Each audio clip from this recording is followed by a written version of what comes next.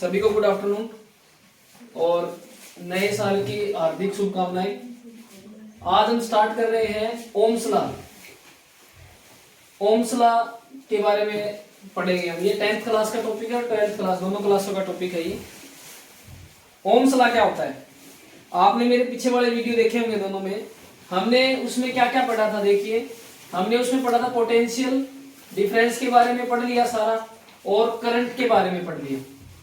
ये potential difference क्या होता है कि मान लीजिए किसी चार्ज को हमें किसी एक पॉइंट से दूसरे पॉइंट पर लेके आना है, तो जो वर्क डन हम करेंगे उसको हम क्या बोलते हैं? पोटेंशियल डिफरेंस बोलते हैं। इसके ऊपर हम न्यूमेरिकल भी किया था और इसका जो फार्मूला होता है V बराबर W/Q, ये हम स्टडी कर चुके हैं। सेम इससे पीछे वाले लेक्चर में हमने करंट के बारे में पढ़ा था कि करंट क्या होता है, कि जब चार्ज फ्लो करने लग जाता है तो वहां उस कंडक्टर में क्या फ्लो होगा? करंट फ्लो होगा।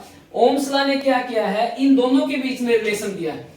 मतलब जो पोटेंशियल डिफरेंस जिसको हम V बोलते हैं और जो करंट जिसको हम I बोलते हैं, इन दोनों के बीच में हमें क्या प्रोवाइड किया है? रिलेशन प्रोवाइड किया है। V और I के बीच में रिलेशन प्रोवाइड किया है। ओम्स लॉ ने क्या कहा है? पेपर में ये दो तरीके से क्वेश्चन आता है कि स्टेट ओम्स लॉ, और इसका ग्राफ आता है पेपर में, कई बार ग्राफ भी आ जाता है। क्या कहा है? देखिए ओम्स लॉ ने, ओम्स लॉ ने सिंपली अगर देखें तो ये कहा है कि हम जितना पोटेंशियल हम किसी कंडक्टर के अक्रॉस देंगे उतना ही उसमें करंट प्रोड्यूस होगा। मतलब जो पोटेंशियल डिफरेंस होता है वो करंट के डायरेक्टली प्रोपोर्शनल होगा। The potential difference V across the end of the given metallic wire या conductor in electric circuit is directly proportional to current flowing it. मतलब जितना करंट फ्लो करेगा उतना ही पोटेंशियल डिफरेंस होगा। V is proportional to I। ये बताया है ओम्स ने। क्या बताया है? जैसे मान लीजिए ये कोई कंडक्टर है आपके पास और इसको हमने पोटेंशियल दे रखा है V, तो जितना यहां से V हम डायरेक्ट देंगे उतना ही इसमें क्या प्रोड्यूस होगा? करंट। मतलब V प्रोपोर्शनल टू I।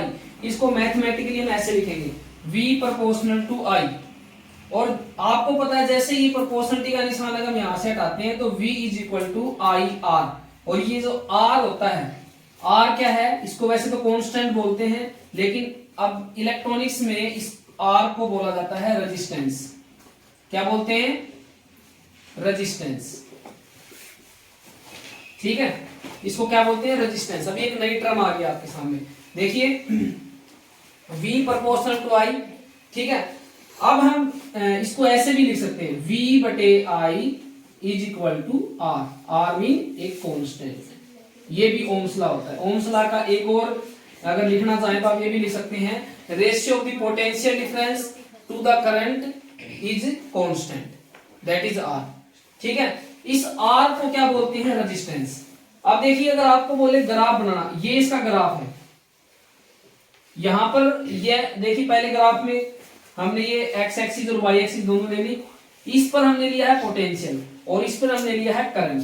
ठीक है, और प्रोपोर्शनलिटी का ग्राफ हमेशा स्ट्रेट लाइन होता है। V I के प्रोपोर्शन है तो इसका ग्राफ हमेशा कैसा होगा? अगर रफली बना के दिखाऊं तो आपको ऐसे स्ट्रेट लाइन मिलेगा। बिल्कुल देखिए, स्ट्रेट लाइन होगा। V और I के बीच में जो ग्राफ होगा वो स्ट्रेट लाइन होगा, क्योंकि जो V का रेशियो और I का रेशियो क्या आ रहा है? कांस्टेंट वैल्यू आ रही है, इसलिए इसका ग्राफ भी कैसा आएगा? स्ट्रेट लाइन आएगा। अब इसमें देखिए ओम्स लॉ से एक नई टर्म निकल के आ गई आपके सामने, जो मोस्ट इंपोर्टेंट टर्म है, रेजिस्टेंस। इसके बारे में हम पढ़ते हैं, रेजिस्टेंस क्या होता है? रेजिस्टेंस क्या होता है? देखिए, रेजिस्टेंस हिंदी में इसको प्रतिरोध बोलते हैं। रेजिस्टेंस क्या होता है? रुकावट पैदा करना, किसी चीज को रोकना। रेजिस्टेंस क्या करता है? करंट को फ्लो को अपोज करेगा, रिस्ट्रिक्ट करेगा उसको, करंट के फ्लो को अपोज करेगा। उसे हम क्या बोलते हैं? रेजिस्टेंस। दो तीन तरीके से इसकी डेफिनेशन दी जाती है। Resistance which oppose the flow of electric current, जो फ्लो ऑफ इलेक्ट्रिक करंट को अपोज करेगा वो रेजिस्टेंस होता है।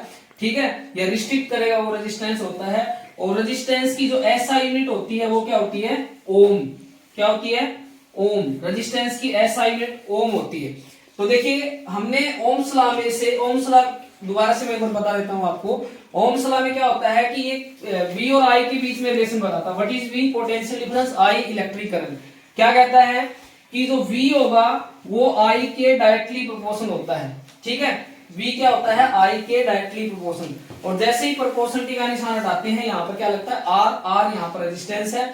इसको हम इस तरह से भी लिख सकते हैं V बटे I बराबर कांस्टेंट, क्योंकि अगर इसको ऐसे लिखोगे मैथमेटिकली कांस्टेंट मतलब V और I का रेशियो कांस्टेंट होता है, तो इनका ग्राफ कैसा बनेगा, V और I का स्ट्रेट लाइन ग्राफ बनेगा। V को यहां से रिप्रेजेंट किया y एक्सिस और I को x एक्सिस से रिप्रेजेंट किया, ग्राफ हमारा कैसा आया, स्ट्रेट लाइन ग्राफ आया।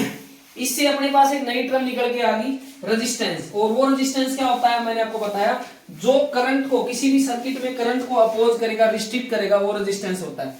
अब रेजिस्टेंस की SI यूनिट क्या होती है, ओम होती है। अब इससे अगले लेक्चर में हम रेजिस्टेंस के बारे में पूरा डिटेल से पढ़ेंगे। तो आपने यहां तक ओम्स लॉ पढ़ लिया है, 4 टॉपिक हो चुके हैं अभी तक, तो इसको आप साथ साथ में लिख भी सकते हैं और समझ भी सकते हैं, वीडियो को रोक कर लिख भी सकते हैं और आराम से समझ भी सकते हैं। फिर भी कोई भी पॉइंट समझ में नहीं आता है तो आप कमेंट सेक्शन में डाल सकते हैं, या आपको कोई क्लियरिटी नहीं दिख रही, मतलब इसमें बोर्ड पे अच्छे से नहीं दिख रहा है, जो भी है आप कमेंट सेक्शन में ये चीज डाल सकते हैं। तो आज के लिए ओम्स लॉ कंप्लीट हो गया, अब इसके ऊपर अगला क्वेश्चन करेंगे।